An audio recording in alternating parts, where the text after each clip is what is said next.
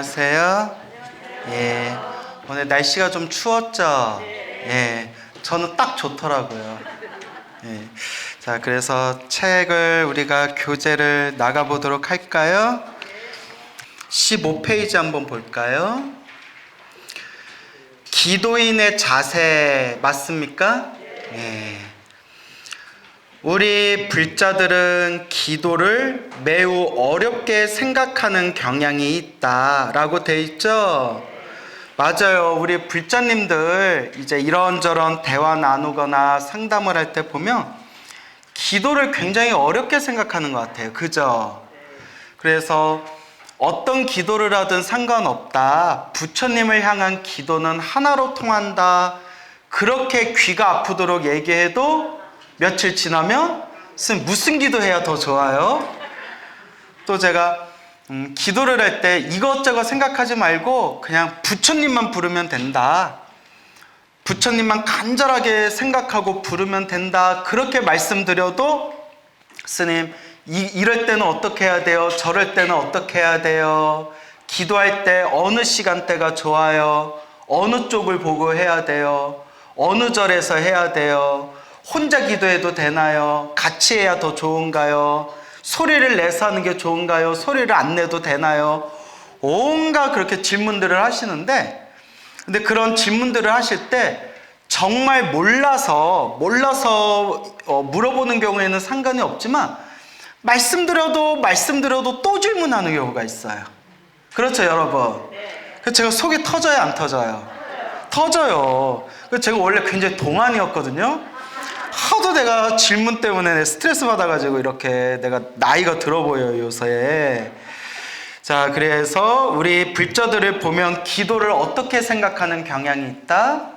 좀 어렵게 생각하는 경향이 있는데, 자, 앞으로 계속 반복해서 말씀드리겠지만 기도는 부처님을 향한 모든 기도는 하나로 통합니다. 알겠죠? 천수경을 하든 반야심경을 하든 금강경을 하든 법화경을 하든 관음기도를 하든 지장기도를 하든 부처님을 향한 기도는 하나로 통해요. 그리고 제일 중요한 건 마음입니다. 뭐가 중요하다? 마음이 중요해요. 소리를 내는 게 좋을까요? 소리를 안 내는 게 좋을까요? 내는 게? 안 내는 게? 마음을 집중하는 게 중요해요. 아시겠죠? 이것 봐요. 또 우리가 놓치잖아요. 핵심은 무엇이다? 마음이에요. 마음을 집중하는 게 좋아요. 동쪽을 보고 기도하는 게 좋을까요? 서쪽을 보고 기도하는 게 좋을까요? 남쪽이나 북쪽을 보고 기도하는 게 좋을까요? 그래, 이제 좀 눈치를 채시네요. 마음이 중요해요. 내 마음에 동서남북이 있어요, 없어요? 내 마음에 동서남북이 없어요. 내가 부처님을 생각하는 그 마음이 최고의 방향이에요. 그러니까 마음이 중요합니다. 아침에 기도하는 게 좋을까요? 낮에 기도하는 게 좋을까요? 밤에 기도하는 게 좋을까요? 또 마음이에요? 마음이죠. 아침에 기도하면 아침에 기도하는 대로 좋고, 낮에 기도하면 낮에 기도하는 대로 좋고, 밤에 기도하면 밤에 기도하는 대로 좋아요. 중요한 거는 마음. 간절한 마음이 중요해요. 무엇이 중요하다? 간절한 마음이 중요하다. 여러분 마음 간절해요? 안 간절해요? 간절해요? 예, 그래요. 말로만 간절해지지 마시고 마음, 간절한 마음, 정성스러운 마음이 기도의 핵심이 되는 겁니다. 알겠죠? 마음이 중요해요. 우리 불자들은 기도를 매우 어렵게 생각하는 경향이 있다. 그리고 불교의 기도는 마음을 비우고 해야 한다. 또는 자기 자신을 위한 소원을 가져서는 안 된다 등의 말을 자주 듣기까지 한다. 마음을 비우고 기도해야 된다. 자기 자신을 위한 개인적인 소원은 비는 것이 아니다. 등등의 이야기 많이 들어보셨죠? 그런데 물론 이것이 틀린 말은 아니다. 어떤 말은 아니다? 틀린 말은 아니에요. 마음, 아무런 집착 없이 마음을 비우고 기도하는 게 최고의 기도기는 해요. 근데 쉬워요? 어려워요? 어렵죠. 그리고 자기 자신을 위한 소원을 비는 것이 아니라 모든 중생이 행복하기를 바라고 모든 중생이 괴로움에서 벗어나 영원토록 행복하고 모든 중생이 성불하기를 바라는 마음으로 기도하는 게 최상의 기도기는 해요. 하지만 우리 중생도 살아가면서 개인적으로 힘들고 괴롭고 답답할 때가 있잖아요. 그렇죠? 그럴 때는 우리도 부처님께 기도하면서 부처님 제발 저 좀 살려주세요. 부처님 제발 저에게 힘을 주세요. 부처님 이런 소원이 제발 이루어지도록 저희에게 가피를 주세요. 이렇게 또 개인적인 소원을 빌 때가 있잖아요. 그렇죠, 여러분? 그래서 마음을 비우고 해야 한다. 자기 자신을 위한 소원을 가져서는 안 된다. 물론 이것이 틀린 말은 아니다. 그러나 다급한 소원이 있는데, 지금 당장에 발등에 불 떨어진 것 같은 다급한 소원이 있는데 어떻게 마음을 비우고 기도할 수 있겠는가? 이게 참 현실적인 문제죠. 또 일체 중생을 위한 기도라 할지라도 궁극적으로는 나의 해탈과 관련이 있으니 따지고 보면 자신을 위하지 않는 기도가 이 세상 어디에 있겠는가? 우리가 일체 중생, 모든 중생의 행복을 위해서, 모든 중생을 위해서 기도를 한다 하더라도 궁극적으로는 누구의 깨달음으로 이어지는 거예요? 결국 나의 깨달음으로 이루어지는 거예요. 일체 중생을 향해서 모든 중생이 괴로움에서 소멸하기를, 모든 중생이 영원토록 행복하기를, 모든 중생이 다 함께 성불하여 지기를, 일체 중생을 위해서 기도하지만 결국 누구의 깨달음, 누구의 해탈로 이어진다? 결국 나의 깨달음과 나의 해탈로 이어지는 거죠. 그러므로 기도를 복잡하게 생각할 필요가 없다. 우리 일타스님께서는 우리 불자들, 이 왕초보 불자, 기도로 시작하는 왕초보 불자들한테 이것저것 기도를 복잡하게 생각하지 말아라 라고 딱 일침을 놔주시는 거예요. 기도 복잡하게 생각하지 말아라. 그냥 우리가 생활 속에서 이 세상을 살아가는 중생의 입장에서 바라봤을 때, 자, 교재를 한번 볼까요? 쉽게 말해 기도는 무엇하는 것이다? 비는 것이다. 그래서 기도라고 할 때 기자가 빌 기자, 도자가 빌 도자, 비는 거예요. 쉽게 말해 기도는 비는 것이다. 도와달라고 비는 것이 기도이다. 도와달라고 비는 것이 기도다. 도와주세요. 저에게 힘을 주세요. 부처님, 저희에게 자비의 손길을 내밀어 주십시오. 우리 불보살님께 비는 거예요. 근데 어떤 분이 불교는 비는 종교가 아니다, 비는 거는 불교가 아니다 라고 이야기하는 분들이 있어요. 그래서 저도 처음에는 그 말이 맞다라고 생각했지만 부처님 경전을 보니까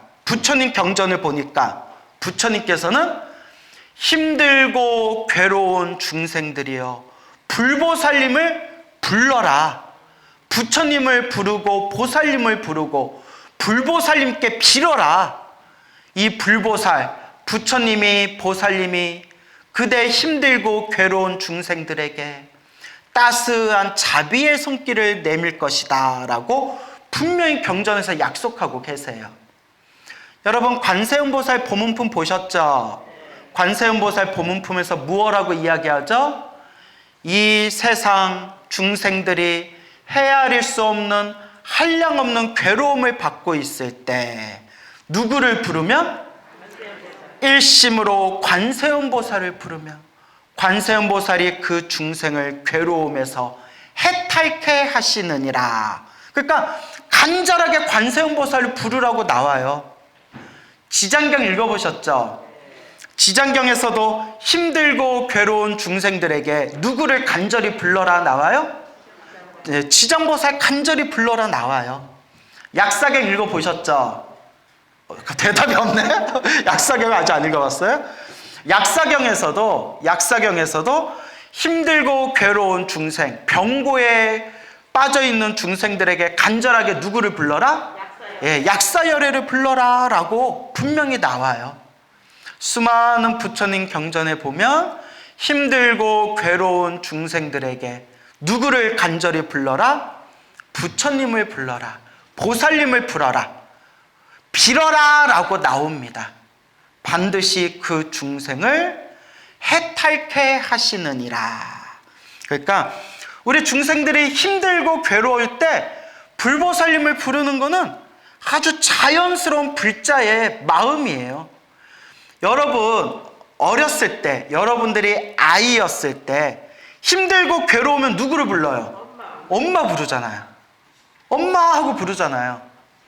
그와 같이 우리가 부처님의 제자가 된 불제자가 되었을 때 힘들고 괴로우면 당연히 누굴 부르는 거예요? 부처님 하고 부르는 거예요. 어떻게 그렇게 대답을 잘하세요? 네?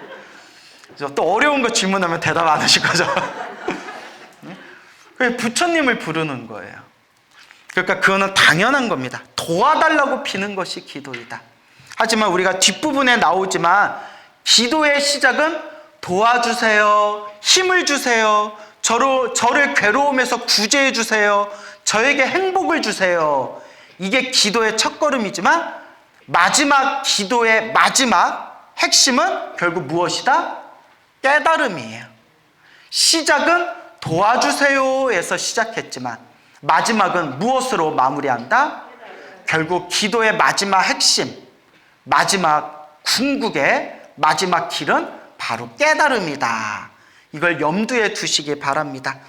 그래서 제가 늘 여러분들께, 우리 불자 여러분, 기도하실 때 내 개인적인 소원을 위해서, 내 개인적인 소원 성취를 위해서 기도하더라도 기도의 마지막 마무리는 무엇으로 마무리하세요? 라고 늘 말씀드리죠? 그렇죠. 사옹서원. 나 대답 안 하면 이거 엎을 뻔했어요. 근데 그렇게 내가 귀가 아프도록 얘기하는데. 사옹서원. 그래서 내가 오늘 안 엎을게요. 중생을 다 건지오리다. 번뇌를 다 끊으오리다. 법문을 다 배우오리다. 불도는 깨달음을 뜻해요. 불도를 반드시 완성하리다. 이루오리다. 이 사옹서원으로 반드시 기도의 마지막을 마무리하고 사옹서원을 한 공덕 자체가 다 누구에게 돌아온다고 했죠? 자기 자신한테 돌아옵니다. 그래서 제가 늘 말씀드리지만 사옹서원을 하고 기도를 하는 거와 사옹서원을 하지 않고 기도를 하는 것은 하늘과 땅만큼의 차이가 있다. 그러니까 여러분, 개인적인 소원을 빌지 말라는 게 아니에요. 아이를 위해서, 남편을 위해서, 가정을 위해서, 개인적인 소원을 위해서 기도를 하긴 하시되 기도의 마지막 마무리는 반드시 무엇으로 마무리해라? 사옹서원. 한 문장으로 만들면 원공법계 제중생 자타일시 성불도, 모든 중생이 다 함께 성불하여 지이다. 그게 핵심이에요. 모든 중생이 다 함께 성불하여 지이다. 아시겠죠? 어떤 사람이든 힘이 있고 자신이 있을 때에는 신심, 밑줄 짝, 믿을 신, 마음심, 믿는 마음이라는 거예요.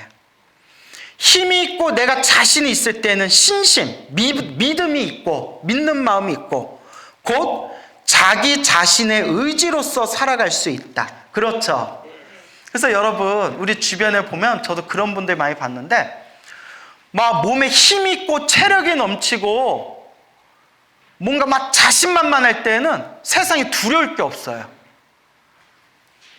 막 온몸에 힘이 넘치고 정신이 바싹바싹, 정신이 번쩍번쩍 살아있는 사람들은 막 천하에 눈앞에 지옥이 펼쳐져도 아무 두려움이 없어 보여요. 그죠? 그런데 체력이 떨어지고 건강이 무너지고 몸의 기운이 꺾여버리면 그 자신만만한 여유가 다 사라져요. 여러분들 그럴 때 느낀 적 있죠? 예. 그래서 어르신들이 옛날 같지 않다. 옛날에는 내가 배고플 때 내가 돌을 씹어 먹었는데 이제는 쌀밥도 소화하기가 힘들다. 뭐 이런 표현들 쓰시잖아요. 그래서 여기에도 어떤 사람이든 힘이 있고 자신이 있을 때에는 신심, 곧 자기 자신의 의지로서 살아갈 수 있다. 그러나 나약해지고 자신이 없을 때에는 의지할 것이 있어야 된다. 그 의지해야 될 것, 곧 무엇이 필요한 것이다? 신앙이 필요한 것이다. 믿을 신, 앙이 우러를 앙이에요. 우러러보다. 믿고 우러러보다. 신앙이 있어야 된다. 근데 우리 불교에서는 엄밀히 따지면 신앙이란 표현을 안 쓴대요. 불교에서는 더 정확한 표현을 쓰면 신행이란 말을 써요. 신행. 믿을 신, 믿고 행. 수행해야 된다. 신앙은 믿고 우러러 봐야 된다. 그런데 불교에서는 더 정확히 표현하면 신행, 믿고 뭐 해야 된다? 수행해야 된다. 그래서 신행이란 표현을 더 많이 써요. 그래서 타종교인들은 신앙생활이란 표현을 쓰죠. 근데 우리 불교에서는 무슨 생활이란 표현을 써요? 신행생활이란 표현을 쓰죠. 결국 수행해야 된다라는 뜻이에요. 뭐 해야 된다? 수행해야 된다. 여러분들이 이렇게 법문 듣고 부처님 가르침 공부하는 것도 이것도 바로 뭐예요? 수행이에요, 여러분. 듣는 것도 수행이라고 했어요. 부처님 가르침에 보면 듣는 것도 수행이다. 그래서 우리가 수행하는 이유가 지혜를 얻기 위함이잖아요. 깨달음을 얻기 위해서, 지혜를 얻기 위해서. 지혜를 얻는 첫걸음이 듣는 거라고 했어요. 뭐다? 듣는 거. 그래서 들을 문, 듣는 거라고 했어요.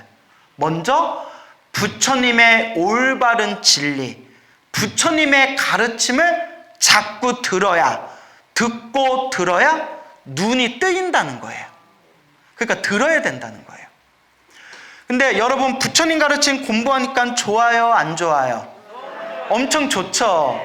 좋으니까 이 자리에 이렇게 오셨잖아요. 그죠? 부처님 가르침 듣기 좋아하는 것 자체가 성근이 있는 거예요. 뭐가 있는 거다? 예, 착할선, 뿌리근, 착한 뿌리가 있는 거예요. 과거 전생에서부터 내가 심어놓은 착한 뿌리가 있기 때문에 부처님 가르침을 듣기가 좋은 거래요. 성근이 없는 사람, 착한 뿌리가 없고 업장이 두껍고 업보가 많은 사람들은 아무리 부처님 좋은 가르침을 들려줘도 알아듣는다, 못 알아듣는다? 못 알아들어요. 오히려 부처님 좋은 가르침을 들어도 오히려 욕을 하거나 비난하거나 비방하는 사람들이 있어요. 이게 바로 업장이 두꺼워서 그렇대요. 무엇이 두꺼워서? 업장이 두꺼워서. 그래서 지혜를 얻기 위한 첫걸음, 무엇부터 많이 해야 된다? 귀동냥? 예, 맞아요. 귀동냥도 맞는데, 들을 문, 듣는 것부터 시작해야 된다는 거예요. 이것을 따라해 보세요. 문해라고 불러요. 들을 문, 지혜해, 듣는 지혜. 듣는 것에서부터 이제 지혜가 시작되는 거예요. 그래서 업장이 두꺼운 사람, 업보가 많은 사람들은 부처님 가르침 자체를 만나지도 못하고 만나서 부처님 가르침을 듣지도 못하고 들었어도 마음을 내지를 못해요. 하지만 여러분들이 부처님 가르침 너무 좋다. 부처님 법문 듣는 게 너무 좋다. 부처님 말씀이 너무 좋다. 라는 게 느껴지고 내가 귀로 부처님 말씀을 들을 수 있는 이 소중한 인연을 여러분들이 지어나간다는 것 자체가 여러분들이 무엇이 있는 것이다? 성근, 착할선, 뿌리근, 착한 뿌리가 있는 거예요. 하지만 여러분, 착한 뿌리가 튼튼한 사람이 있고 착한 뿌리가 아직 얇은 사람들이 있어요. 착한 뿌리가 얇은 사람들은 처음에는 열심히 부처님 가르침, 부처님 법문을 듣는 척 하다가 금방 꺾여버려요. 금방 뽑혀져 나가버려요. 그래서 처음에는 열심히 부처님 가르침 공부하는 듯 하다가 어느 순간에 탁 꺾여버려가지고 아유, 내가 절에 다녀봤는데 뭐 별거 없어. 아유, 부처님 말씀 다 똑같아. 그 얘기야, 그 얘기야. 아, 광우스님 그 말은 잘하더라. 야. 아유, 다 뻥이야, 개뻥이야. 뭐 이런 마음을 일으키는 사람들 주변에 있어요. 여러분들도 보셨죠? 처음에는 절에 열심히 다니다가 중간에 탁 꺾여 나가는 분들이 있잖아요. 그분들은 무엇의 뿌리가 약한 분들이다? 성근. 착한 뿌리가 약해서 그렇지만, 하지만 우리 부처님 말씀이 이번 생에 믿든지 안 믿든지 부처님 말씀을 귓가에 스친 것만으로도 이미 무엇이 쌓이고 있다? 네, 공덕이 쌓이고 있다. 착한 뿌리가 강해지고 있다는 거예요. 그래서 제가 예전에는 이렇게 열심히 공부하러 오신 불자님들 보면서 흐뭇하다가 믿음이 꺾이고 불심이 약해지고 착한 뿌리가 뽑혀져 나가서 더 이상 절에 나오지도 않고 부처님 가르침 더 이상 공부하지도 않는 불자들을 보면, 그런 중생들을 보면 막 안타깝고 짜증나고 막 서운했지만 이제 그런 마음들이 많이 사라졌어요. 왜냐? 한 번이라도 부처님 가르침 들은 것만으로도 이미 무엇이 쌓였다? 공덕이 쌓였다. 이게 부처님 법이에요. 참 대단하죠? 이게 부처님 법이에요. 그렇기 때문에 우리가 늘 이번 생에 사람으로 태어나 이번 생에 부처님 법을 만난 게 정말 소중한 인연이다 라는 것을 여러분들이 늘 마음에 되새겼으면 좋겠습니다. 여러분, 사람으로 태어나서 좋아요, 안 좋아요? 좋아요? 난 징글징글한데. 나는 이놈의 사바세계 진짜. 네? 그리고 사람으로 태어나 부처님 법을 만나서 좋아요, 안 좋아요? 좋잖아요. 좋으니까 이제 어떻게 하면 돼요? 닦으면 돼요. 신행, 믿고 수행하면 됩니다. 아시겠죠? 그래서 매일매일 그렇게 수행을 하시기 바랍니다. 믿을 수가 있어야지. 그래요. 믿고 갑시다. 기도는 신앙이다.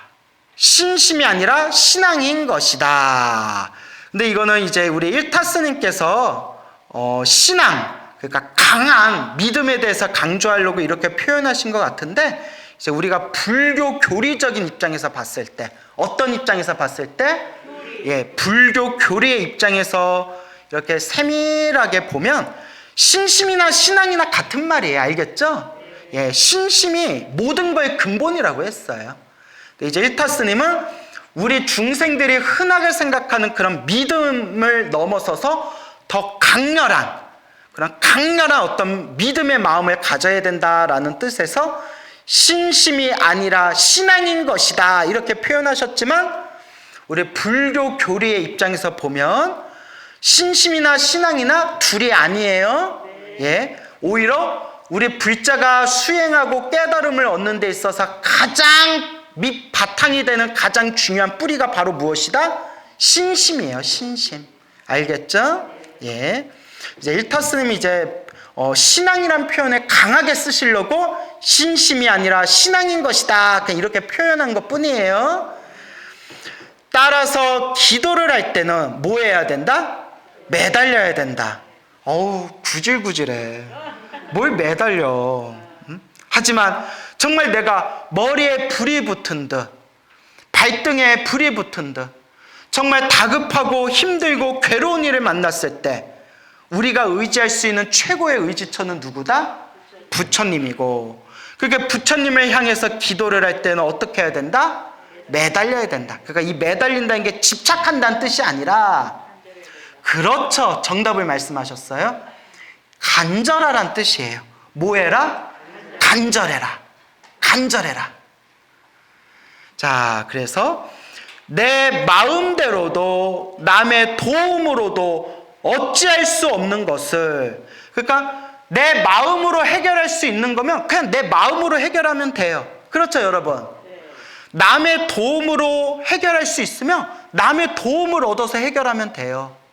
근데 정말 우리가 이 인생사를 살아가면서 힘들고 괴로운 큰 절벽을 만났을 때 내 힘으로도 어쩔 수 없고 내 마음으로도 어쩔 수 없고 다른 사람의 도움을 통해서도 해결할 수 없을 정도로 너무나 힘들고 괴롭고 절절할 때 어찌할 수 없는 것을 무엇의 힘에 의지하여? 그렇죠.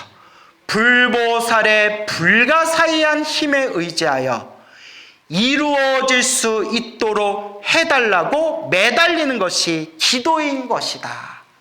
간절함이에요. 뭐라고요? 간절함. 그렇다면 우리는 어떠한 마음가짐으로 기도를 해야 하는 것일까? 이에 대해 특별히 두 가지 사항을 강조하고자 한다. 자, 우리가 어떤 마음으로 기도해야 되느냐? 스님, 무슨 기도를 할까요? 언제 기도를 하는 게 좋을까요? 어느 시간에 기도할까요? 어느 쪽 방향을 보고 기도할까요? 절에서 기도할까요? 집에서 기도해도 될까요? 소리를 내서 기도할까요? 소리를 안 내도 기도해도 될까요? 이 모든 것에 어떤 마음으로 해야 되느냐 할 때 가장 중요한 것이 바로 첫 번째, 어떤 기도? 그렇죠. 그냥 간절하게 해라. 이것저것 그냥 다 놓아버리고 그냥 간절하게 하라는 거예요. 이러쿵 저러쿵 그렇게 따지고 분별하지 말고 간절하게 해라. 간절하게 기도해라 라고 분명히 말씀을 드렸는데 간절하게 기도하지 않고 이렇게 할까 저렇게 할까, 이렇게 하면 효과가 있을까 저렇게 하면 정말 효과가 있을까, 이러쿵 저러쿵 하는 마음을 일으키면 그는 간절한 기도라고 하지 않고 뭐라고 하죠? 간보냐? 라고 표현하는 거예요. 뭐 보냐? 간보냐? 무슨 말인지 알겠죠? 근데 우리 대부분의 중생들은 자꾸 간보는 기도를 해요. 이 기도를 하면 더 효과가 좋을까? 저 기도를 하면 더 효과가 좋을까? 이렇게 하면 더 효과가 빠를까? 저렇게 하면 효과가 더 빠를까? 어떻게 해야 더 좋은 걸까? 어떻게 해야 내가 더 큰 효과를 볼 수 있을까? 자꾸 간을 봐요. 여러분, 간 봐요, 안 봐요? 안 봐요? 그래서 우리 유명한 노래 있잖아요. 간 때문이야, 간 때문이야. 그 노래 아세요? 네? 너무 오버했나? 간 보는 기도가 아니라 무슨 기도를 해야 된다? 간절한 기도를 해야 된다. 간절하게. 그냥 오직 부처님만 믿고 간절하게 할 뿐이에요. 예, 간절한 기도. 기도를 할 때는 지극한 마음, 간절한 마음 하나면 족하다. 밑줄 쫙 그어주세요. 기도를 할 때는 지극한 마음, 간절한 마음 하나면 족하다. 이거 하나는 된다는 거예요. 근데 우리 중생들 자꾸 뭘 붙이잖아요. 자꾸 껍데기를 붙이잖아요. 이걸 붙이고 저걸 붙이고 저걸 붙이고 이걸 붙이고 자꾸 뭘 붙이잖아요. 근데 정작 뭐가 없어요, 마음에? 간절함이 없잖아요. 오직 간절함 하나예요. 간절함. 기도를 할 때에는 지극한 마음, 간절한 마음 하나면 족하다. 복잡한 형식이나 고차원적인 생각이 필요한 것이 아니다. 복잡한 형식이나 고차원적인 것이 필요한 게 아니래요. 그냥 간절하게 부처님을 생각하고 지극한 마음을 전하면 되는 것이다. 야, 밑줄 쫙 그으세요. 그냥 간절하게 부처님을 생각하고 지극한 마음을 전하면 되는 것이다. 스님, 기도할 때 삼배를 해요, 말아요?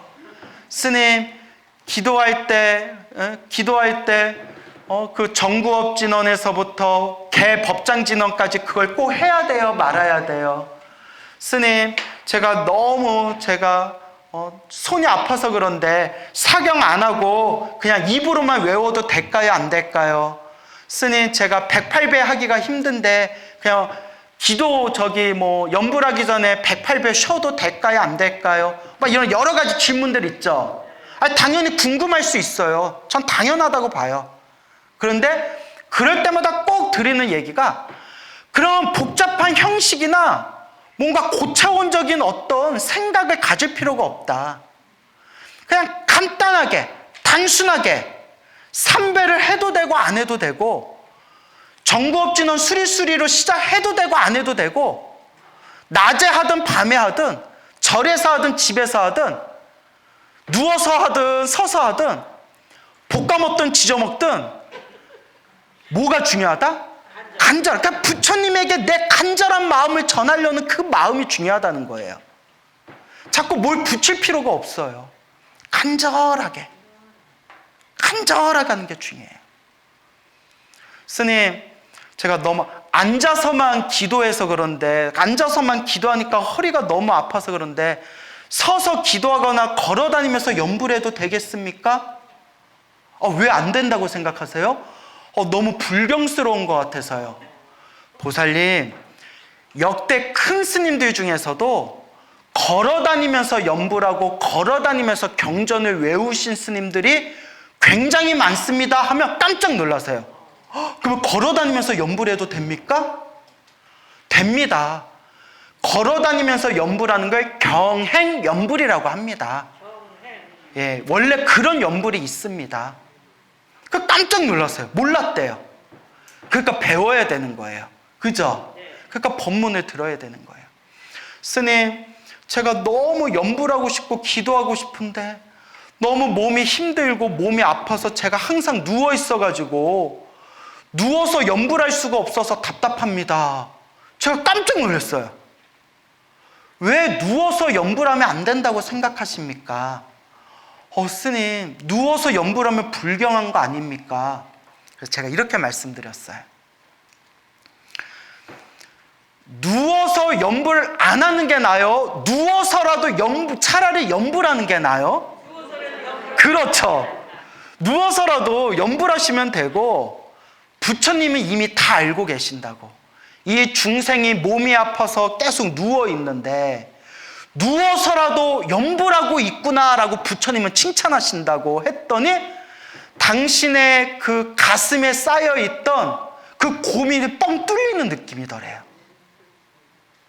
그러니까 자꾸 들어야 돼요. 참고로 여러분, 저도 누워서 염불 많이 해요. 잠잘 때. 잘 때 누우면 무슨 생각하고 자요, 여러분? 부처님 생각? 진짜? 아주 입만 열면 거짓말이야. 부처님 생각? 대단하세요. 장난이고요.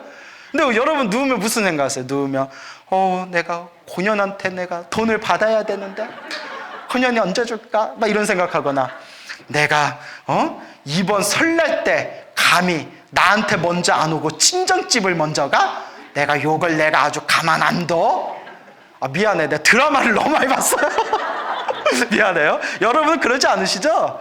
예, 이제 웃자고 한 말이고, 누우면 잠들 때까지 그 염불하는 거예요. 염불하다가 싹 잠드는 거예요. 누워가지고 아미타불 아미타불 아미타불하고 싹 잠들면 꿈에서도 뭐 하고 있어요? 진짜? 다 딴짓하던데. 자, 그러니까 그 염불하는 게 중요합니다. 어떤 불자님이 있었어요. 이 불자님께서 매일매일 관음 기도를 하시려고 마음을 딱 목표를 세웠는데, 낮에 직장 생활하고 저녁에 밤에 이렇게 술 한 잔씩 먹게 되는 거예요. 맥주 한 캔. 그러다 보니까 술 먹고 어떻게 염불하냐라는 생각이 들더래요. 그리고 또 어떤 거사님이 있었는데, 자그만 자영업을 하는 거사님인데 매일매일 잠자기 전에 이제 법화경을 사경하기로 했대요. 법화경을 하루에 넉 줄이라도 사경하려고 마음을 먹었는데, 이분이 또 워낙 주당에 회식이 많은 거예요. 그러니까 술 먹고 술 취해서 법화경 사경하려니까 너무 마음에 찔리더래요. 그래서 벌써 며칠째 염불을 못했다, 며칠째 법화경을 사경을 못했다, 이런 얘기를 제가 간간히 듣게 되잖아요. 그럼 제가 이렇게 말씀드려요.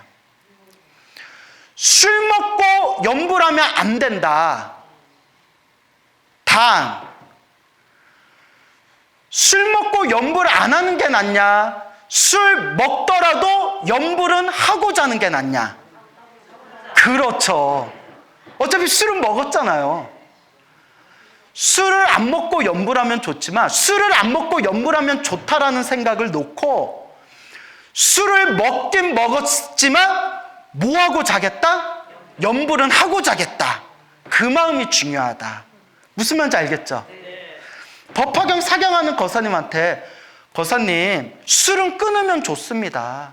술은 적게 먹을수록 좋습니다. 하지만 이왕 먹은 술 먹었다고 법화경 사경 안 하는 게 낫겠습니까?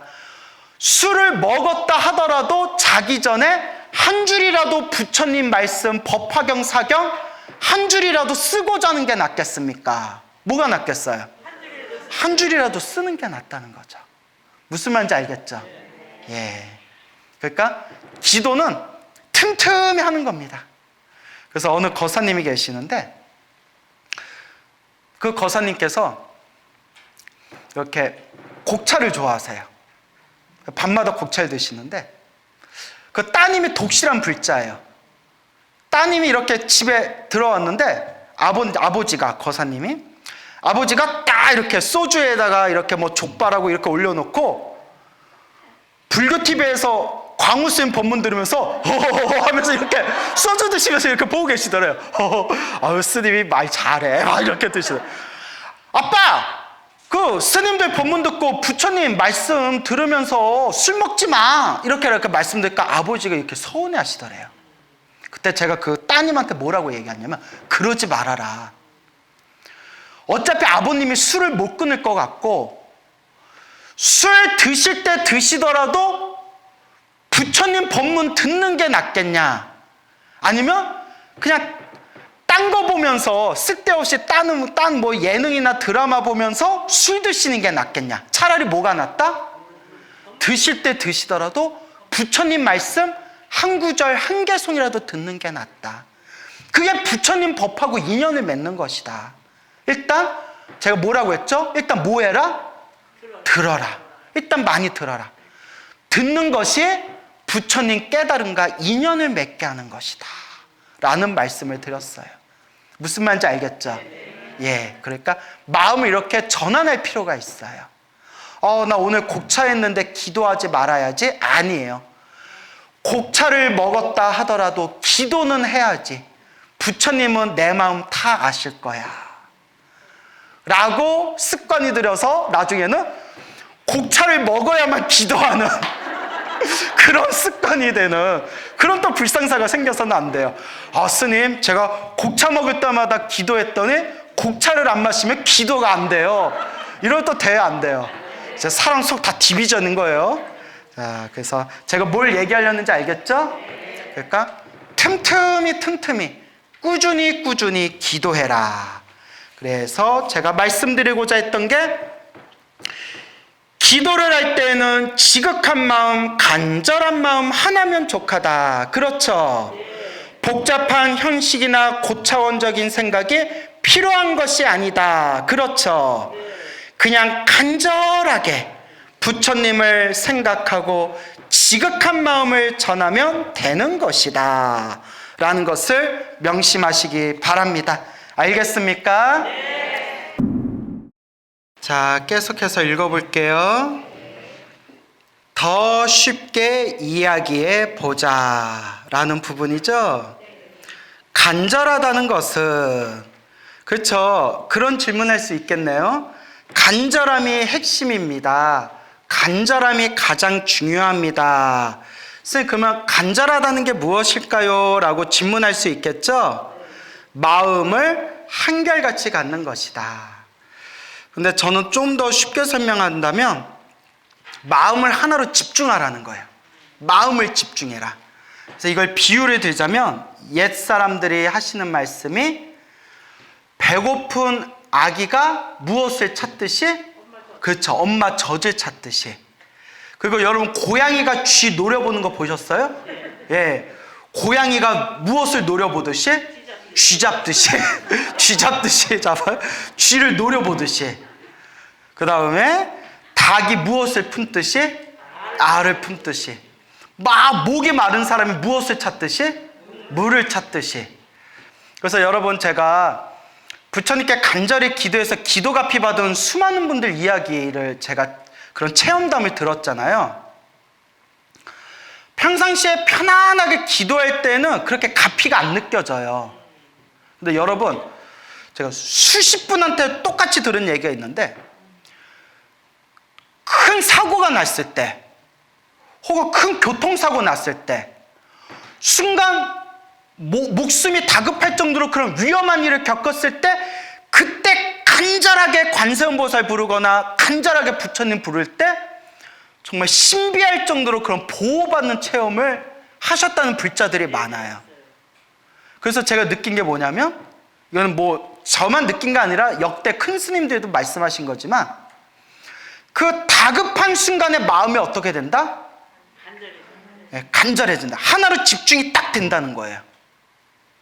그때 그 간절한 그 순간에 한 번의 염불이 평상시에 편안할 때 염불했던 마음보다 몇십 배, 몇백 배, 몇천 배 더 간절하게 하나로 모인다는 거예요. 그래서 여러분들 경험해 봤는지 모르겠는데, 정말 다급할 때 기도할 때는 망상도 안 생겨요. 그거 경험해 본 적 있나요? 다급해 본 적이 별로 없나? 그래서 저랑 친하신 스님이 해주신 얘기인데, 그분이 자기는 그 해인사 강원을 다녔어요. 해인사 승가대학이라고 하죠. 20여 년 전에 해인사 강원에서 스님들끼리 돌아가면서 이렇게 기도를 하는데, 중간에 배가 꾸르르르륵 아프더래요. 꾸르르르 배가 아픈데 정말 금방이라도 쌀 것 같더래요. 왜 이렇게 이야기가 더럽냐 갖고. 근데 이게 중간에 이렇게 목탁을 넘겨줘야 되는데 중간에 아무도 없는 거예요. 그렇다고 그 해인사 법도가 옛날에는 너무 세가지고 기도하다가 중간에 목탁 내려놓고 나가면 큰일 나거든요. 뭐 그날 밤새서 절해야 돼요. 참여할 정도로. 그렇게 뭐 엄격했었는데, 꾸르르르르 배가 아프니까 딱 목탁 치면서 한 생각뿐이 안 나더래요. 무슨 생각 났을까요? 배설해야 된다? 진짜 더럽다. 야. 제발 도와주세요. 부처님 제발 도와주세요. 제발 도와주세요. 자기가 지금까지 중노릇을 하면서 그렇게 간절했던 적이 처음이었대요. 얼마나 간절했겠어요. 승복에 법당에서 싸게 생겼는데. 그렇다고 뭐 내 개인 법당이면 목탁 내려놓고 나가서 일 보면 되지만, 그 해인사 큰 법당에서 중간에 목탁 내려놓고 나갈 수 없잖아요. 제발 도와주세요 라는 그 한 생각 간절함이 정말 사무칠 때 갑자기 구르르르륵 하면서 배가 편안해지더래요. 뭔가 이야기가 와 하는데, 그렇죠. 그때 정말 배가 편안해짐을 느꼈대요. 그때 그 스님이 하신 말씀이, 그 간절함을 그때 자기는 이게 간절함이구나.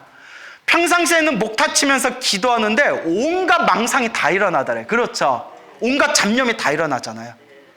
정말 다급할 때, 그 스님처럼 당장이라도 배에서 터져 나갈 것 같을 때 제발 부처님 저 좀 도와주세요, 이것 좀 막아주세요 할 때 아무런 망상이 없더래요. 오직 부처님 도와주세요 라는 생각밖에 없더래요. 그런 게 아마 간절함 아닐까요? 그렇죠. 그 간절함이 사무치고 사무쳤을 때 이제 일념이 돼요. 따라해보세요. 일념. 일념을 다른 말로 삼매라고 불러요. 삼매.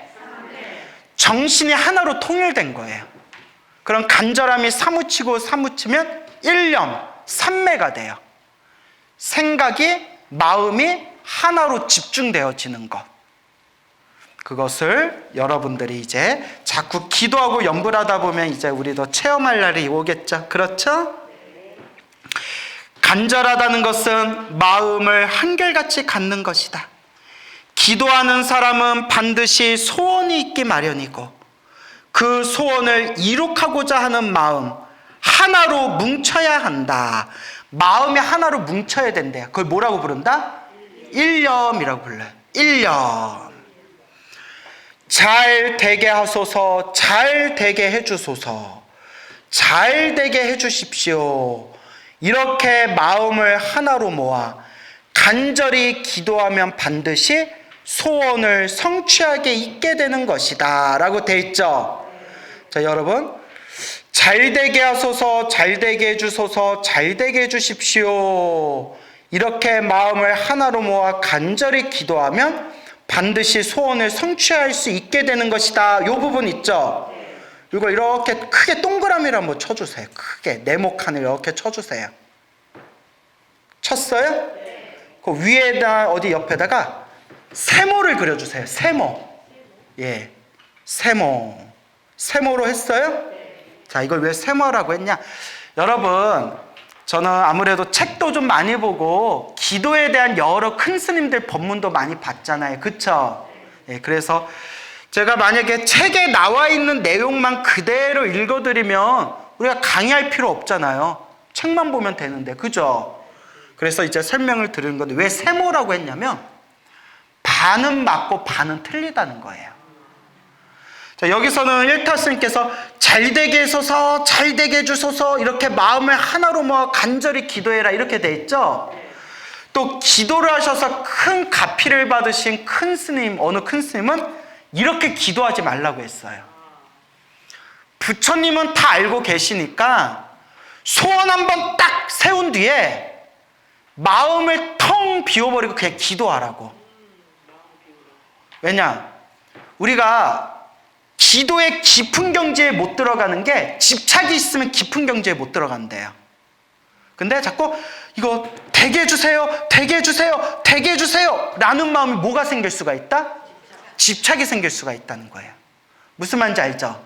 그러니까 부처님은 다 알고 계시니까 기도 시작하기 전에, 기도가 끝나고 난 뒤에 부처님, 제 소원이 이루어지기를 바라옵니다 라고 한번 딱 축원을 한 뒤에 그냥 마음을 텅 비우고 되든 안 되든 그냥 부처님께 맡겨버리고 그냥 기도해라. 근데 저도 이렇게 기도했는데 저도 상당히 효과를 많이 봤어요. 오히려 되게 해주세요, 되게 해주세요 하는 게 안 되면 어떡하지? 안 되면 어떡하지? 또 이런 마음이 막 일어나요. 그런 경험 해본 적 없나요? 예. 그런데 오히려 되든 안 되든 다 내 욕심이다. 되든 안 되든 다 무슨 법이다?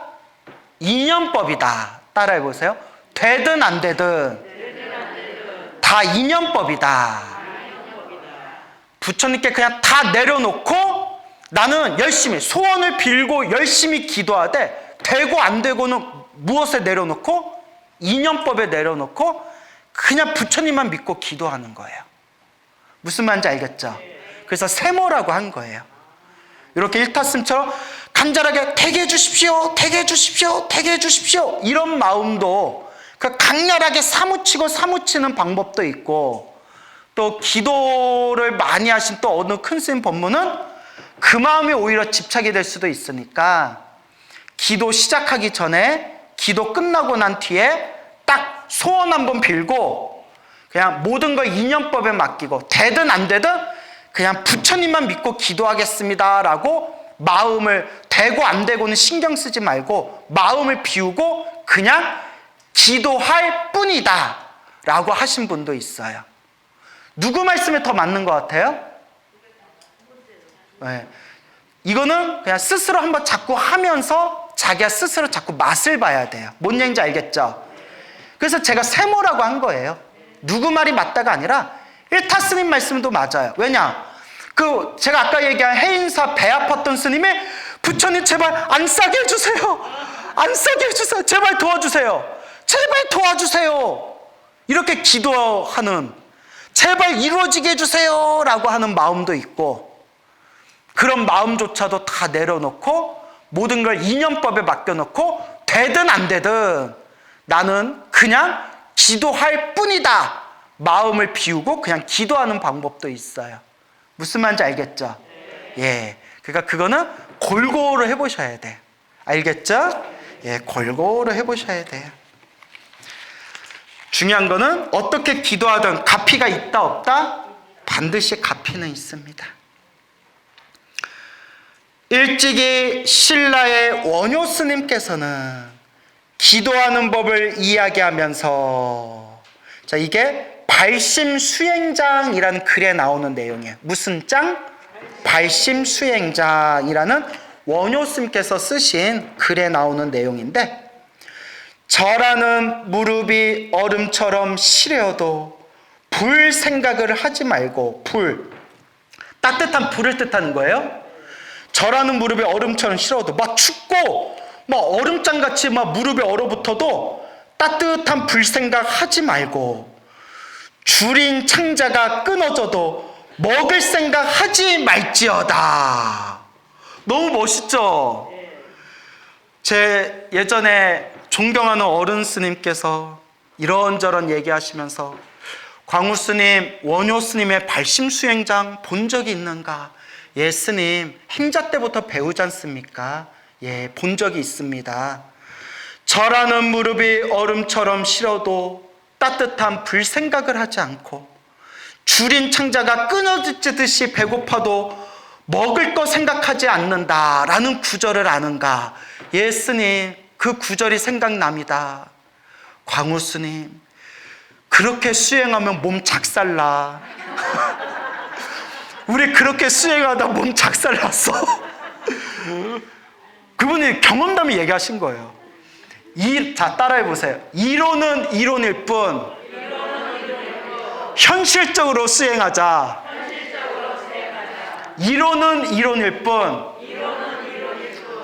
지혜롭게 수행하자.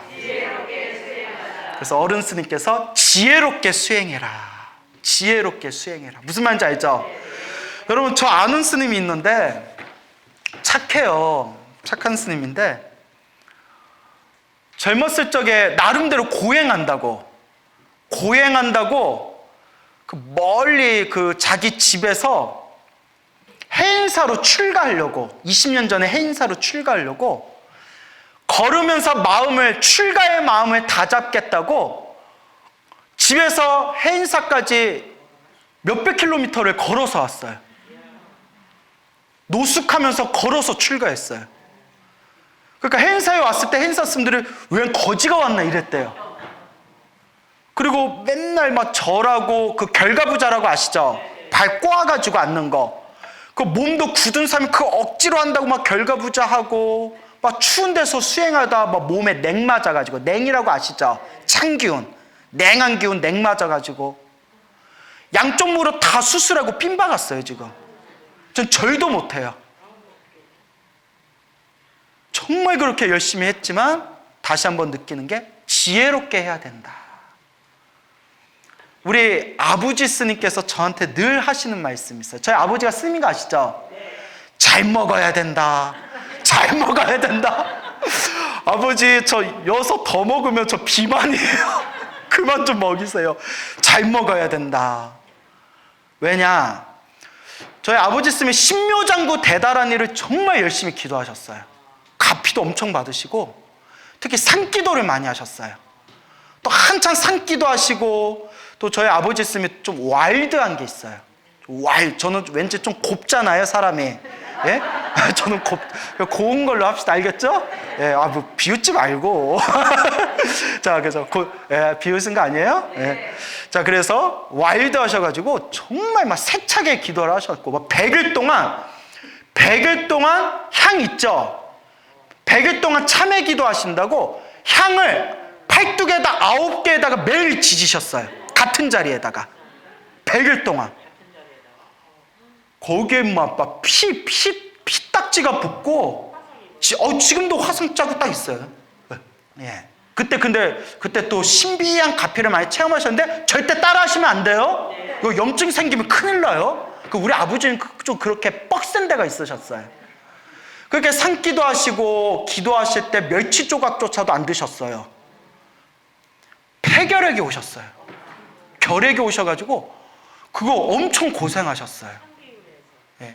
의사 말이 이제 한마디로 영양실조에 몸에 기력이 없는 상태에서 너무 무리했다는 거예요. 그러니까 그게 저희 아버지 스님이 사무쳐서 저한테 항상 하시는 말씀이 잘 먹어야 된다. 이사 어떻게 먹어? 잘 먹어야 된다. 아니, 사무치셨어요. 예? 그래서 저 이렇게 운동하고 식이 조절 좀 하면 이렇게 좀 살이 빠져 보이면 다른 스님들은 얼굴 좋아 보인다 이러세요. 광우 스님 요새 얼굴 좋아 보인다. 우리 아버지 스님 뭐라는지 아세요? 더 먹어야 된다. 안 먹어서 이렇다. 네, 그러세요.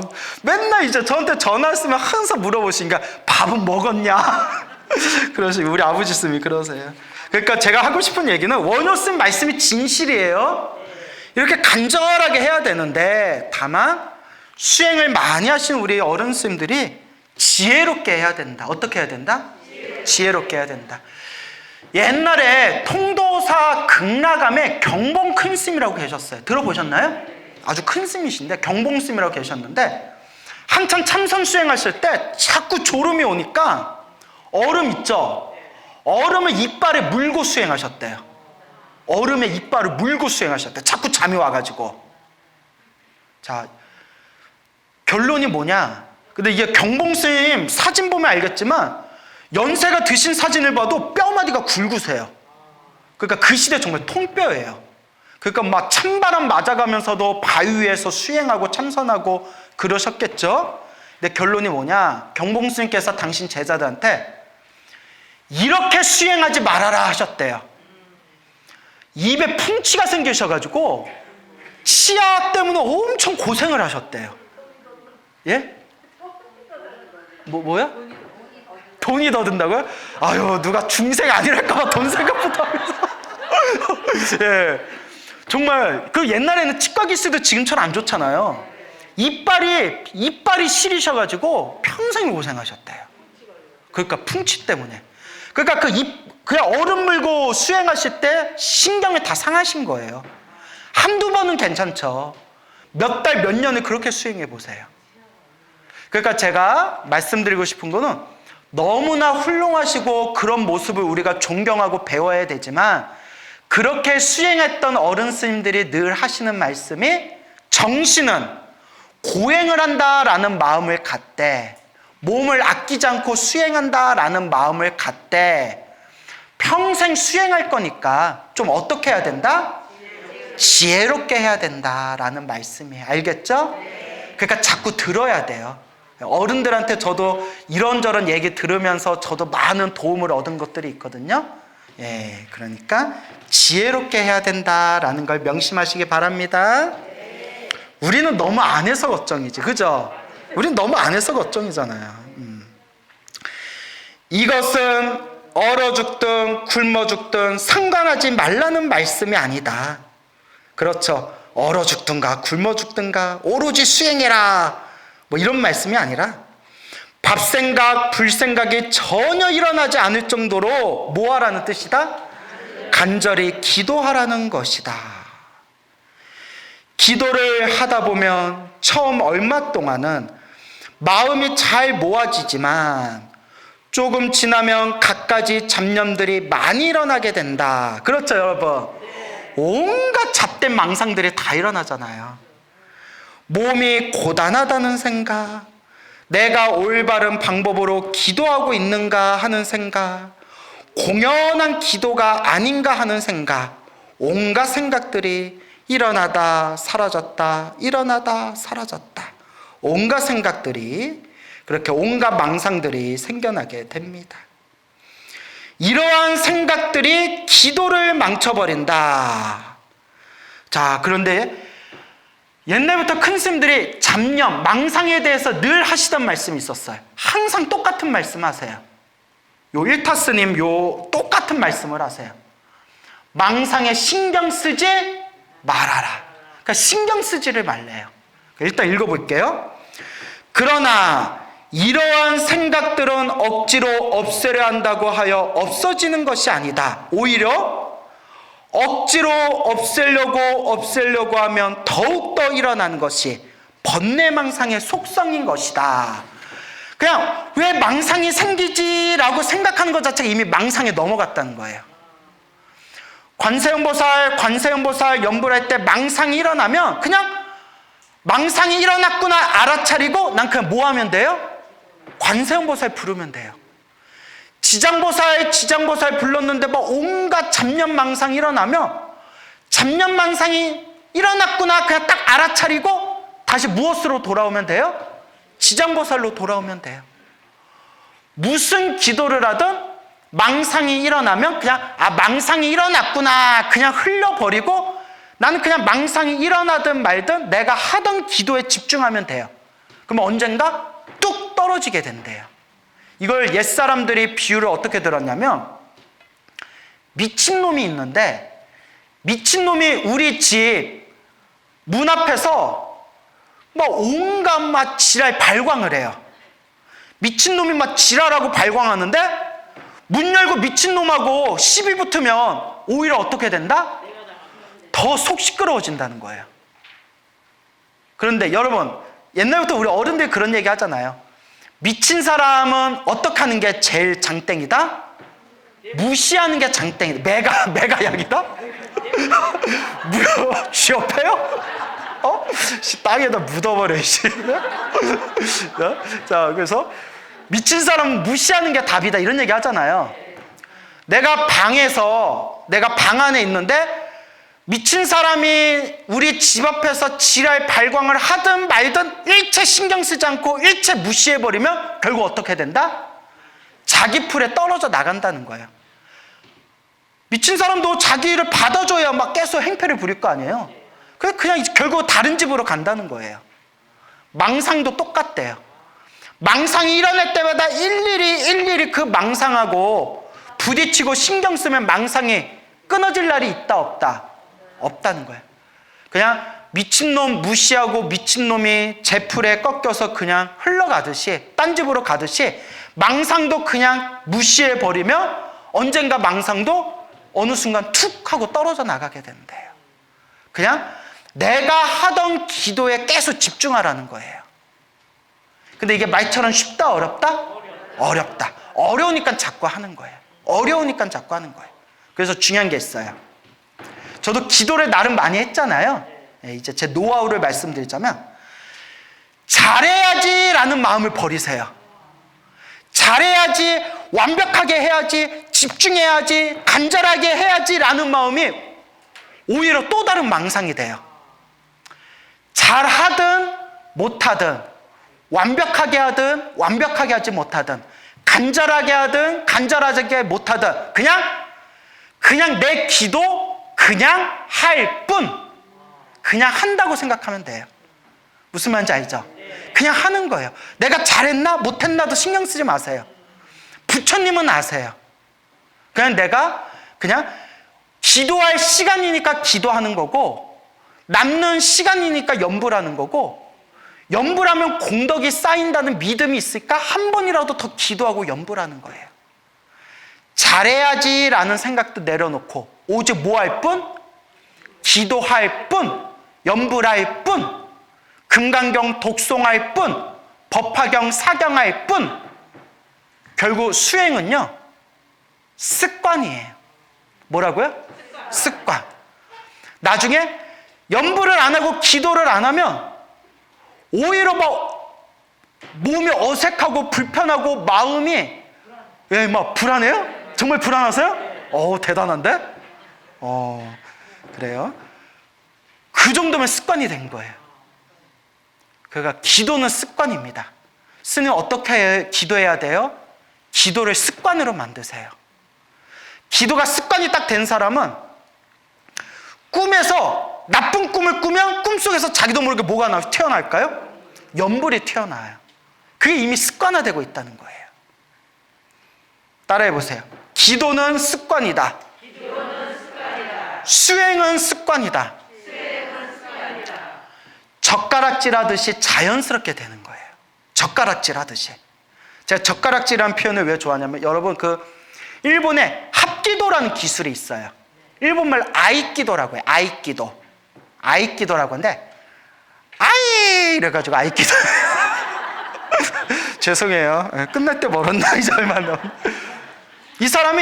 이 스승이라는 사람이 아이끼도 그 기를 쓰는 기술이 있는데, 제자가 손가락으로 사람을 다 엎어버려요. 손가락 막 엎어버리고, 손가락으로 휙 하면 일로 확 엎어버리고, 손가락 잡고 휙 하면 확 엎어버리고. 그 제자가 물었대요. 어떻게 해야 이렇게 마음대로 기술을 쓸 수가 있습니까? 자네 젓가락질 할 때 불편함이 있는가 없는가? 아니, 젓가락질을 할 때 아무 불편함이 없습니다. 젓가락질로 밥 먹듯이 젓가락질 하듯이 기술을 쓸 정도로 연습해라. 몸에 완전히 습관이 들인다는 거예요. 그때 딱 느꼈죠. 수행도 그와 같다. 수행도 습관이에요. 우리는 수행하면서 일부러 마음을 내야 보시해야지, 계율을 지켜야지, 공덕을 닦아야지, 내가 짜증나는데 화내지 말아야지, 오늘 피곤해도 조금이라도 기도하고 자야지, 이런 마음 일으키죠. 보살 지위 중에 팔지보살이 되면 몇 지보살? 팔지보살. 10지를 넘어가면 깨달음이에요. 1단계에서 10단계까지 있어서 10단계를 넘어가면 이제 성불이거든요. 근데 8단계, 팔지보살이 되면 무공용이라고 불러요. 따라해보세요. 무공용. 무자는 없을 무자고요. 공용은 힘쓰다라는 뜻이에요. 애쓰다, 힘쓰다. 무공용이니까 애쓰지 않고 힘쓰지 않아도 수행이 저절로 되는 경지래요. 몇 단계 보살? 8단계 보살, 팔지보살이라고 해요. 그래서 제가 팔지보살을 표현할 때 성불로 가는 하이패스라고 해요. 팔지보살이 되면 그때부터는 가만히 있어도 수행이 저절로 돼요. 그래서 팔지보살이 되면 부동지라고 해요. 따라해보세요. 부동지. 부동. 더 이상 움직이지 않는다는 거예요. 더 이상 후퇴하지 않는다. 근데 우리는 8단계 아니에요. 그래서 쌤, 저 8단계예요 하면 이제 우리 사이에 어떻게 되는 거예요? 어색해지는 거예요. 8단계가 여기 뭐하러 앉아있어? 예? 그래서 어떤 분은 이런 얘기 하더라고요. 우연히 봤는데, 깨달음은, 수행은 애쓸 필요가 없대요. 애쓸 필요가 없고 억지로 할 필요가 없대요. 맞아요. 맞는 말인데 경전의 가르침에서 봤을 때는 그거는 몇 단계에서 할 수 있는 말이다? 8단계, 팔지보살, 무공용의 경지예요. 무슨 말인지 알겠죠? 예. 그렇기 때문에 우리가 그 8단계, 최소한 8단계 보살까지 갈 정도로 우리가 수행을 해야 됩니다. 여러분, 그 정도 돼야 안 돼요? 안 되는구나. 그럼 언제쯤에 될 것 같아요? 언제쯤에? 죽을 때? 야, 이번 생에 된다고요? 그걸 네 글자로 뭐라고 한다고 했죠? 택도 없다라고 해요. 예, 그래. 자꾸 꾸준히 노력하면 되죠. 그렇죠? 예, 맞아요. 꾸준히 하면 돼요. 꾸준히. 그래서 이제 한마디만 더 드리자면, 제가 늘 극락세계 성불학교, 극락세계 성불학교라는 표현 쓰죠? 이건 제 얘기가 아니라 경전에 나오는 말씀이에요. 우리가 이번 생에 연부를 열심히 해서 아미타 부처님 극락세계 성불학교에 딱 태어나면, 극락세계 성불학교에 딱 입학하는 순간에 팔지보살이 된대요. 경전에 나와요. 제 얘기 아니에요. 저는 경전에 없는 얘기는 안 해요. 그러니 여러분, 제가 극락세계 가겠어요? 안 가겠어요? 이번 생에 이 인간으로 살면서는 8단계 언제 갈지 몰라요. 여러분, 우리 꼬라지를 한번 보세요. 탐욕, 성냄, 어리석음, 분노, 한, 온갖 잡된 망상들이 많잖아요. 하지만 어디에만 딱 태어나면 팔지보살을 보장받는다? 극락세계에 태어나면 아미타 부처님 위신력, 아미타 부처님 서원의 힘에 의해서 성불학교, 극락세계에 입학하면 팔지보살, 8단계 보살이 딱 보장받는다라고 경전에 분명히 나옵니다. 제 얘기가 틀렸다라고 말한다면 저는 할 말이 없지만 부처님 말씀이 틀렸다고 얘기할 수는 없습니다. 이거는 누구 말씀이다? 부처님 정토삼부경에 나오는 말씀입니다. 알겠죠? 그러니까 스님, 저는 불교 공부가 너무 좋아요, 빨리 깨달음 얻고 싶어요, 빨리 성불하고 싶어요 하는 분들은 묻지도 말고 따지지도 말고 어디에 태어나는 게 짱이다? 극락세계 성불학교 태어나는 게 짱입니다. 알겠죠? 그래서 다음 생에도 저 보고 싶으면 어디에 태어나면 돼요? 극락세계. 그런데 여러분이 열심히 연불해서 극락세계에 딱 태어났는데 내가 없어. 야, 광우스면 어딨지? 하고 찾아봤더니 여기까지. 그러니까 열심히 연불해야 돼. 알겠죠? 이게 말로만 되는 게 아니에요. 열심히 해야 돼. 그래서 다시 한번 읽어볼게요. 그러나 이러한 생각들은 억지로 없애려 한다고 하여 없어지는 것이 아니다. 오히려 억지로 없애려고 하면 더욱더 일어나는 것이 번뇌망상의 속성인 것이다 라고 되어 있죠? 그러므로 회의가 생기고 잡념이 일어나는 고비를 만나면 거듭 소원을 곧게 세우고 더욱 간절한 마음으로 기도해야 한다. 알겠죠? 저도 똑같아요. 저도 그냥 기도하다 망상 일어나면 그냥 망상 일어나는 그 자리에 아미타불 아미타불, 그러다 또 망상 일어나면 그냥 망상 일어나는 자리에 또 아미타불 아미타불. 그냥 망상 일어나든 말든 내가 하고 있는 기도에 또 집중하고 또 집중하고 또 집중할 뿐이에요. 아시겠죠? 오직 집중할 뿐이다. 그러다 보면 망상이 언젠가 저절로 떨어져 나가게 된다. 저도 20대 때 이걸 생생하게 체험을 했어요. 생생하게 체험을 했어요. 근데 제가 뭐 깨달음이나 무슨 수행을 할 때 어떤 맛을 보거나 체험을 한 거에 제가 집착하지 말라고도 말씀드리고, 그런 거 체험했다는 사람들 제가 크게 대단하게 안 보는 이유가 있어요. 제가 체험해봐서 알잖아요. 그때뿐이에요. 무슨 말인지 알죠? 그때는 생생하게 체험을 했는데 시간이 지나니까 원래 상태로 돌아오더라고요. 그럼 이건 진짜 깨달음이에요, 아니에요? 아니죠. 이건 이미 큰 스님들이 다 이야기한 경지예요. 맛만 잠깐 스쳐간 거예요. 그래서 늘 우리 부처님 경전이나 위대하신 선지식들께서 지금 이 순간을 바라보라고 했어요. 일상, 지금 이 순간 탐욕이 있는가 없는가, 성냄이 있는가 없는가, 어리석음이 있는가 없는가, 지금 이 순간 그대 마음을 있는 그대로 바라봐라. 탐진치 삼독이 조금이라도 있다면 진짜 깨달음이다 아니다? 아니다. 부처님 경전에 다 나오잖아요. 근데 우리 주변에 사이비 도인들이 있어요. 특히 요새 막 유튜브 같은 게 유행하다 보니까 나도 가끔 알고리즘에 의해 가지고 뭐 불교 유튜브 많이 보다 보면 알고리즘 때문에 막 새로운 사람들이 뜨잖아요. 살다 별 기괴하고 희한한 이야기를 많이 보게 돼요. 진짜 깨달음이 아닌데 진짜 깨달음이라고 착각하는 사람들이 주변에 너무 많더라고요. 깨달음은 스스로 자기 자신을 비춰볼 수 있습니다. 탐욕이 있는가 없는가, 성냄이 있는가 없는가, 어리석음이 있는가 없는가, 남에게 물어볼 필요도 없어요. 내가 알아요. 그래서 우리는 진리 앞에서 겸손해야 돼요. 여러분은 탐욕과 성냄과 어리석음이 있습니까 없습니까? 여기서 저 없어요 하면 또 우리 관계 어떻게 된대요? 어색해지죠? 그래요. 그러니까 자기 자신을 속이지 마세요.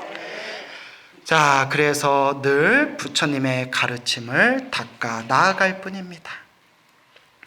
이렇게 간절히 기도하 보면 일념 삼매에 빠져들게 되고, 일념 삼매 다 같은 뜻이 알겠죠?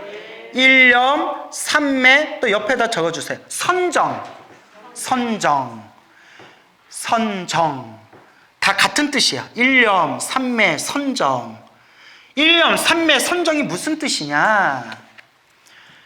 정신이 하나로 집중하여 몸과 마음이 고요하고 깊은 경지, 그 일념, 선정, 삼매라고 부르는 거예요. 다시요. 정신이 하나로 집중되어 몸과 마음이 고요하고 편안해진 경지. 근데 이런 일념, 선정, 삼매도 등급이 있을까요 없을까요? 있죠. 우리 중생이 들어가는 삼매, 아라한들, 나한전에 가면 아라한이라고 있죠? 아라한들이 들어갈 수 있는 삼매, 거룩한 보살님들이 들어갈 수 있는 삼매, 오로지 부처님만이 들어갈 수 있는 삼매, 삼매도 등급이 있어요. 근데 이 삼매를 딱 체험하면 아, 이게 행복이구나. 이게 행복이구나. 그래서 여러분, 저도 들은 얘기인데, 옛날 히피들 아시죠? 히피들이 막 인도 같은데 막 요가 배우러 가고 명상 배우러 가던 시기 있었잖아요. 그래서 실제로 인도에서 요가하거나 명상하는 수행자들 중에서 마약하는 사람들이 많았대요. 마약하는 사람들이. 왜냐하면 저도 들은 얘기예요. 저도 안 해봐가지고. 예. 여러분, 우리가 몸이 아플 땐 뭘 먹죠? 쥐가 아플 땐 뭘 먹죠? 쥐약. 말이 아프면 뭐 먹죠? 마약. 죄송합니다. 왜 마약을 먹냐면 그 사람들 하는 얘기가 명상을 해서 깊은 경지에 들어가는 그 느낌이랑 마약을 해서 뽕 하고 간 느낌이랑 비슷하대요. 그 황홀경에 빠진대요. 다만 수행을 해서 들어가려면 오래오래 닦아야 되는데 마약은 순식간에 들어갈 수가 있대요. 단 문제가 뭐냐? 수행으로 쑥 들어가는 것은 부작용이 없어요. 더 맑고 깨끗하고 부작용이 없어요. 하지만 약에 의해서 내 뇌의 호르몬을 억지로 쥐어짜가지고 인위적으로 마약을 통해가지고 그런 황홀경 상태에 들어가면 어떻게 될까요? 뇌가 망가진대요. 뇌가 피폐해진대요. 그래서 마약은 묻지도 말고 따지지도 말고 맛조차도 봐서도 안 됩니다. 갑자기 014 무슨 광고 같네요. 예. 그래서 만약에 스님 선정과 삼매가 어떤 느낌입니까? 라고 한다면 몸이 완전 허공과 같이 몸이 텅 하고 몸은 완전히 사라지고 마음이 너무 편안해요. 마음이 너무나 편안하고 깊고 고요한 그 상태에 들어가게 돼요. 제가 체험을 해봤어요. 그런데 단 나같이 수행이 부족한 사람도 이렇게 황홀한 맛이 느껴졌는데 정말 아라한이나 보살님들이나 부처님같이 거룩한 성자들이 들어가는 삼매는 얼마나 더 행복하고 얼마나 더 깊고 얼마나 더 고요할까라는 생각이 든 적이 있었습니다. 하지만 이런 것도 집착하면 된다 안 된다? 절대 안 돼요. 다 스쳐가는 그런 맛이에요. 중요한 거는 오직 부처님을 믿고 기도할 뿐이다.